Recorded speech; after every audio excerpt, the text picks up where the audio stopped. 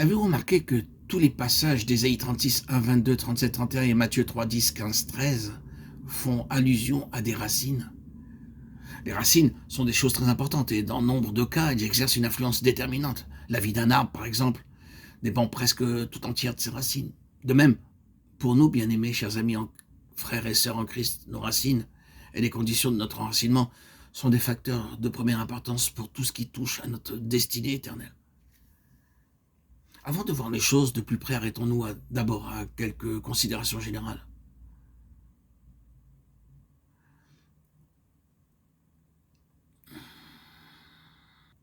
À la lecture de ces passages cités, nous pouvons voir un enracinement normal et sain, capable de résister avec succès aux influences adverses.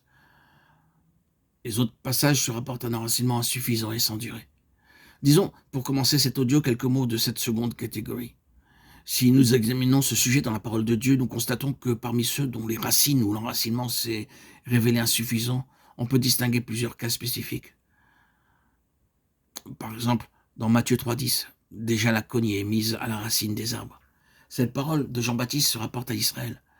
Pendant une période prolongée, Dieu a donné à son peuple l'occasion de se développer et de faire honneur à son maître. Dans tous les domaines, Dieu a pourvu à tous pour favoriser un enracinement sain et profond et assurer à son peuple une vie stable, durable. Et maintenant, l'heure grave est là.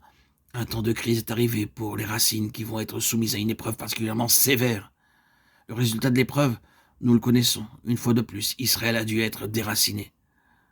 Peu d'années après que cette parole du Baptiste fut prononcée, le peuple fut arraché de son sol par les légions romaines, emporté par le grand ouragan du jugement de Dieu et dispersé çà et là à la surface de la terre. Depuis lors, il n'a jamais été replanté. La cognée a été mise à la racine de l'arbre. Or, nous pouvons citer, bien sûr, deux autres cas dans cette même catégorie. Lisons Matthieu 13. Ici, il s'agit du semeur, dont une partie de la semence tombe dans des endroits pierreux.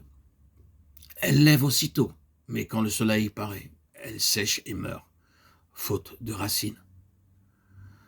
Ici, Jésus nous donne à entendre que c'est là une image de ceux qui entendent la parole de Dieu superficiellement. Ils l'écoutent et jusqu'à un certain point la reçoivent. Au dehors, ils donnent tous les signes désirables d'une réaction juste, sincère. Mais un beau jour, on découvre que la racine n'y était pas. Ils ont une façon de recevoir, d'entrer dans les mouvements des choses, de participer au ministère de la parole, qui ne leur permet pas de subir les brûlantes ardeurs du soleil. Ce qu'ils ont reçu leur est resté extérieur. Ce n'est pas quelque chose qui s'est fait un passage jusqu'au tréfonds de leur être. Voyons le passage dans Matthieu 15 qui concerne les pharisiens. Les disciples rapportent au Seigneur l'attitude que les pharisiens ont prise à l'égard de ces paroles. Et la réponse de Jésus est la suivante. Toute plante que n'a pas planté mon Père céleste sera déracinée. Laissez-les. Ce sont des aveugles, conducteurs d'aveugles.